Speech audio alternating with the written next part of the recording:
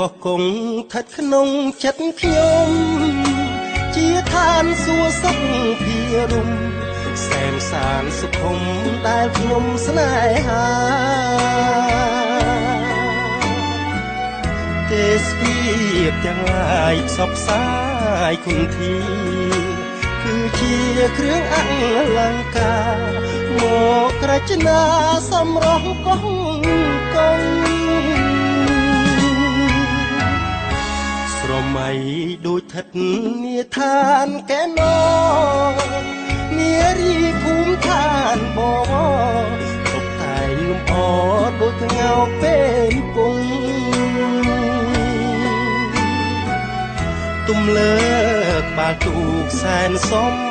ត្រឹងត្រង់សងវែងរលើប្រលោអង្គផងដូចតែនរៃ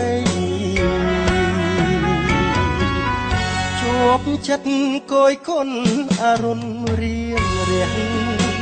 ទូកនេះដេដាស់កំរប្រទះទិដ្ឋភាពមកប្រពៃជាប់ចិត្តគយគុណសាយន់សម័យរលោករលេងចាំងរស្មីដូចពេជ្រឆ្នៃរចនានារីស្លៀកពាក់ឆ្លុះពណ៌គ្រប់យ៉ាងអង្គុយក្រោមតាមកោងខាងសំអិតស្អាងទឹកដ៏ថ្លាខ្លះស្លៀកពាក់ខ្លីអាវស្បាងសង្ហាយល់ផាត់មកប៉ះកាយាគប់នេត្រាបុប្ផាកងកង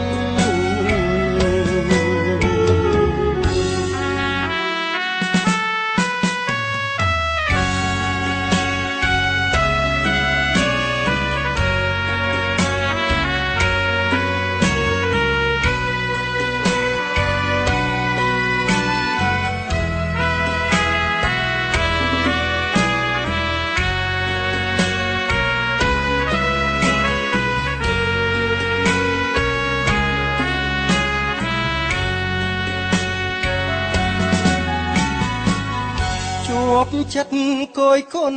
អរុនរៀងរះទូកនេះដេដាស់កំរប្រទះ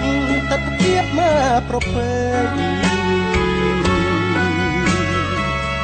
ជាប់ចិត្តគយគុណសាយន់សម័យរលោករលេងចាំងរស្មីដូចពេជ្រឆ្នៃរចនានារីស្លៀកពាក់ឆ្លុះពណ៌គ្រប់យ៉ាងអង្គុយក្រោមតាមកោងខាងសំអិតសំអាងទឹកដ៏ថ្លា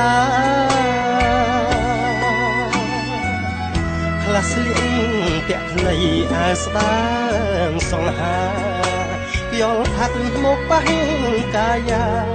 គប់នេត្រាបុប្ផាកងកង